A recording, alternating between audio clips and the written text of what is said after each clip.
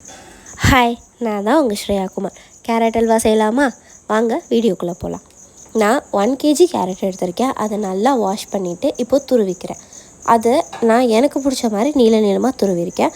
நீங்கள் இதே உங்கள் வீட்டில் குட்டீஸ் வச்சுருக்கீங்க, இல்லை ரொம்ப பெரியவங்க வச்சுருக்கீங்க அப்படின்னா கொஞ்சம் மிக்சியில் கிரைண்ட் பண்ணிவிட்டு அவங்களுக்கு இதை செஞ்சு கொடுங்க. இப்போது ஒரு பெரிய கடாய் எடுத்து அதில் 3 to 4 டேபிள் ஸ்பூன்ஸ் நெய் ஊற்றிருக்கேன். உங்களுக்கு எவ்வளோ தேவையோ அந்தளவுக்கு ஊற்றிக்கோங்க. இப்போது நான் கேஷ்யூஸும் ரெசன்ஸும் எடுத்திருக்கேன். நான் பிளாக் ரெசன்ஸை எடுக்கலை.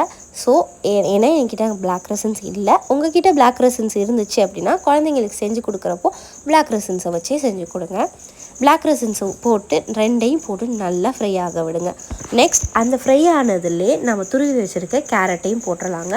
எந்த அளவுக்கு கேரட் அதில் வேகுதோ அதில் தாங்க அந்த கேரட் அல்வாவோட டேஸ்ட்டே இருக்குது.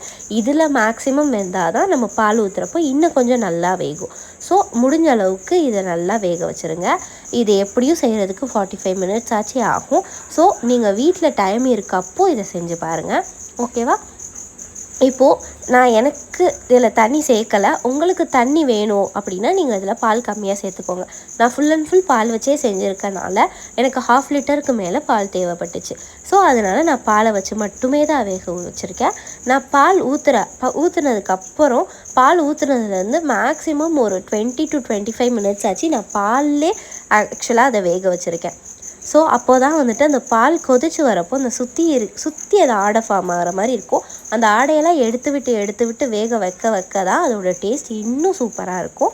நான் சுகர் எவ்வளோ சேர்த்துருக்கேன் அப்படிங்கிறதுக்கான வீடியோ கிளிப்பிங்ஸ் எங்கும் மிஸ் ஆயிடுச்சு. ஸோ நான் சொல்கிறேன், 1 kgக்கு 1/2 kg சுகர் சேர்த்துருக்கேன். உங்ககிட்ட அன்சால்டட் கோவா இருந்தாலும் சுகரை கம்மி பண்ணிட்டு அன்சால்டட் கோவா சேர்த்துக்கோங்க.